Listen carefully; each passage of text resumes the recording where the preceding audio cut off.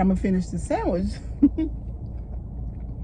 So the king of Jives and Larry Reid Live. Let me repeat that. The king of Jives, I think that's the name of his channel, and the Larry Reid Live channel. They're both on YouTube. Larry Reid also is on Facebook and Instagram. I don't know about the king of Jives. I don't know about him.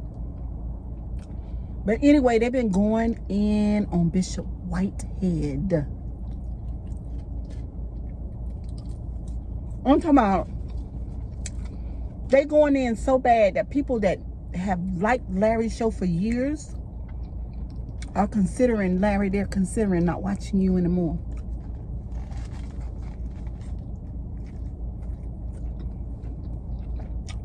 I'm gonna tag you in this video. They're considering not watching you anymore because they believe that your level of carnality and worldliness, according to Christians, not according to how I see it, but according to people who live by the Christian code, you know what I mean? They believe that you, excuse me,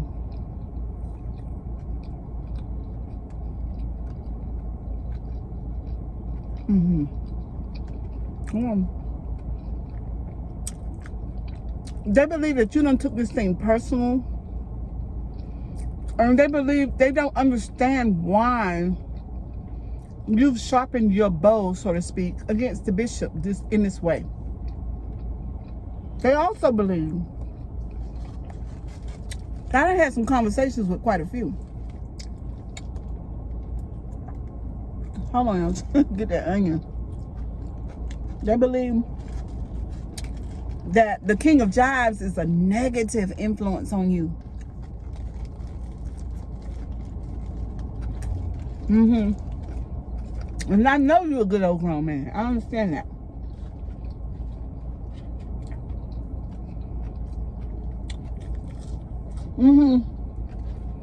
They believe that you rubbing elbows with the king of Jives is tainting your brand.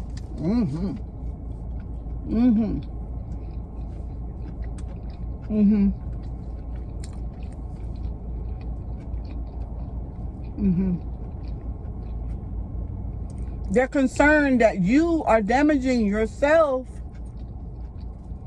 and that you've gone too far to the right and you don't realize it. And that you're not even listening to Bishop Jordan. And that Bishop Jordan might possibly cut you off if you continue this foolishness, Larry. That's what they said.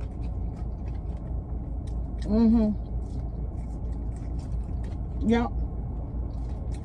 That's what they are saying, Larry. So it behooves you to listen, pay attention.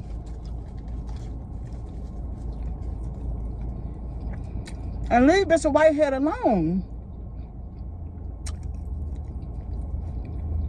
And disassociate from the Jives guy. Leave him alone.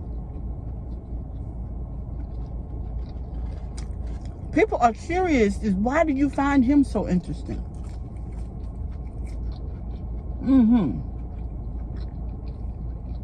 I'm curious about that. And I noticed that down in his comment section, his people deal with him greatly. They love his commentary. But I'll give you my observation as to what I know about your social media and what I've observed about his.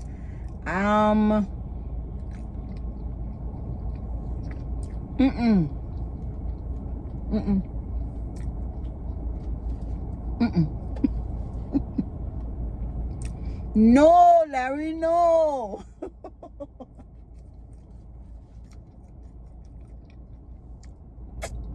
One thing I have a question to ask you, Larry. So when you met Bishop Whitehead, you said that you asked Bishop Jordan, you said, who is this sissy with this lip gloss? I'm just trying to figure out, like, why did you say that? Why was that necessary? Why he gotta be a sissy with, or do you want him to be a sissy with the lip gloss? Or was it just a joke? I don't know.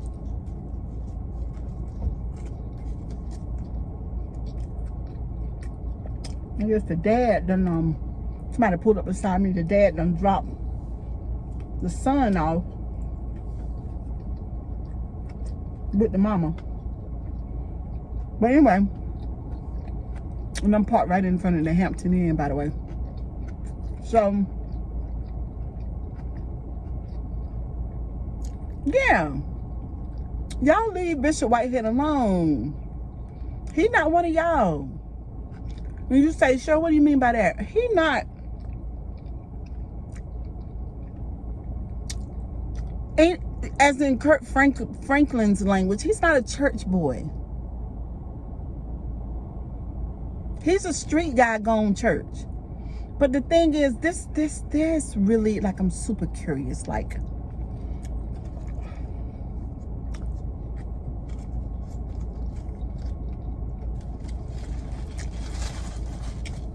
y'all gotta make room. You know what I'm saying? Because if the church can make room for feminine singers, male singers, and preachers, and content creators,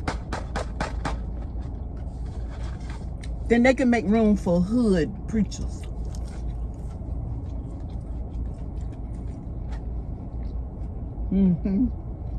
Yep.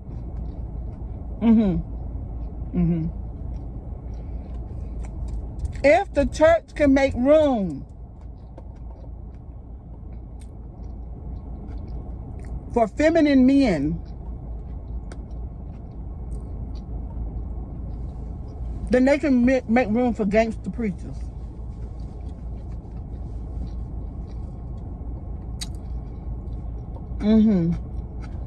Yep. Y'all, listen.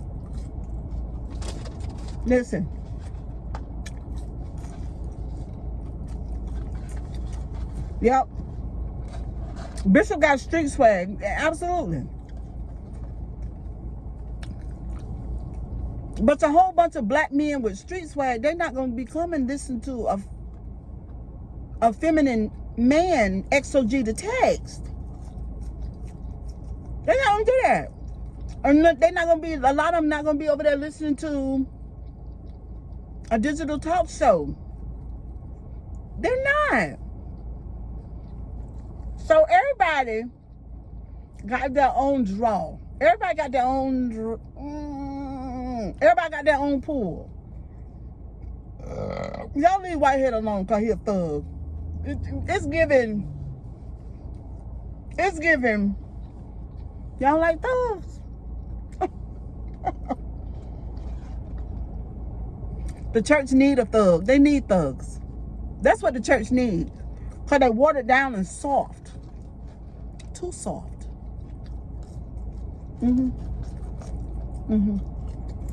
Now, I'm going to say to make this last point.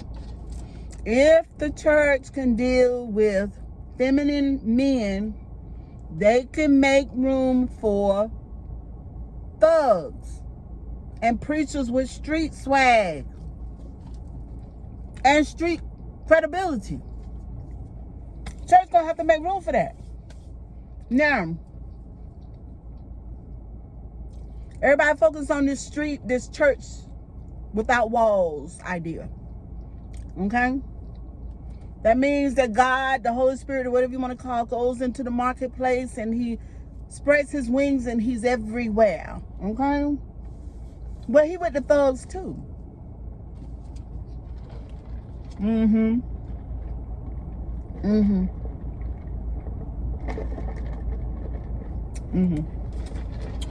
Yeah, you can't demonize Bishop because he got that official New York swag. You can't. You can't do that. Y'all can't do that. You can't do it. You cannot do that.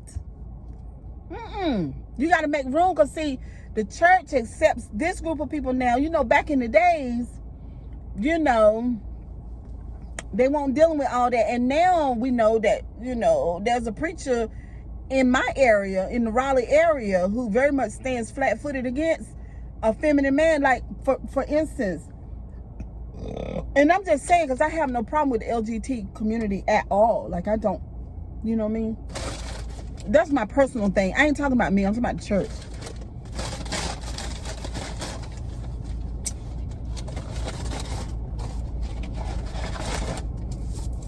They wouldn't allow femininity around that pulpit, around up in there like that. Your pants too tight and your hairline, you know, a little bit too piece of straighten out. Excuse me, y'all. And you too neat. And you speak with them S's on your word, on the ending of your words. No, you know. No, they're not gonna do it. And y'all know that. But nowadays, the way that a lot of the churches do nowadays, they do accept that. But in New York, Bishop is not a unicorn. See, he might be a unicorn in Atlanta or in North Carolina, but in New York, there are lots of preachers that got swags like him, probably. You know what I mean? Y'all can't demonize that man because he like that. Because this is the thing. See, Larry, you used to calling people names and joking and jesting and stuff like that. You used to being, you know, out the box and a little piece of crazy. That's what people think. You know, so if you throw out an insult, you know, they like, oh, child, that's Larry Reed. That's what he do. But when you talking to people from the streets and you do that, they're going to throw one back at you. You know what I'm saying? So the two things that he came back with you on, that you was an ugly and that you a sissy. You know what I'm saying? That's what he said. And then old girl that was in your your video, you know, fat cakes. Because I'm a fat cake. You know what I'm saying? I'm a fat cake too. But, you know, he called her Biggie Smalls.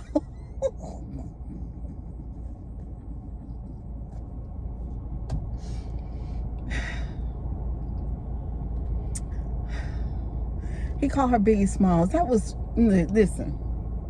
Now, see, you can't throw one out there if you don't want it to come back. You know what I'm saying? It was hilarious. And somewhere along the way, if you could read her expression and all that thing, she felt some type of way, because she ain't used to nobody just coming right. Because, you know, she prophesied. She tell people what thus said the Lord. You know what I'm saying? But Bishop won't doing that. He won't doing that. He was just on the playground level. Like when you were in middle school on the playground on the back of the bus, he was on that level. Because see, when you call him a sissy with lip gloss and stuff like that, you know what I'm saying? When you get to saying stuff like that and saying that, you know, he arranged that robbery and stuff like that. And I mean, I'm just saying, he hadn't gone to court and the court hadn't proved that he did that. I'm just saying, y'all was doing that. Then when he came back and called her Biggie Smalls, and then call you a ugly sissy, basically is what he said. Then y'all say, oh, Lord, Bishop is terrible. No, he wasn't. he wasn't. Y'all started it. Y'all started that.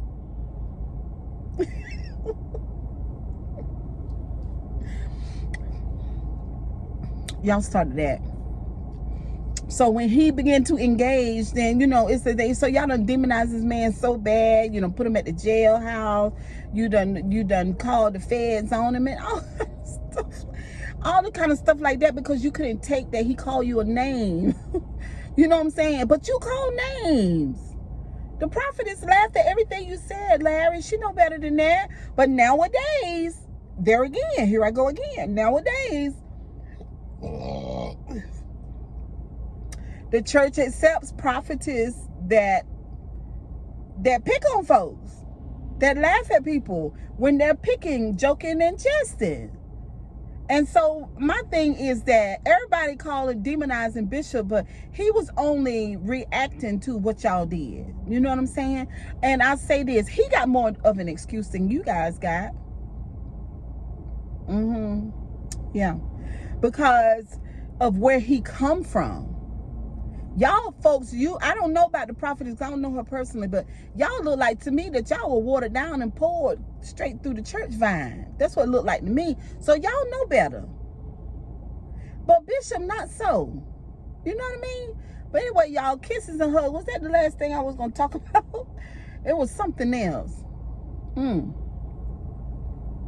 It was something else. What was it? What was it? It was something else.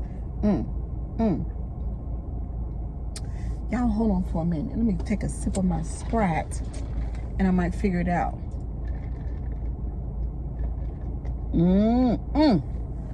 Yep. I just got it. Lord Jesus. Let me whisper because I don't want everybody to hear this.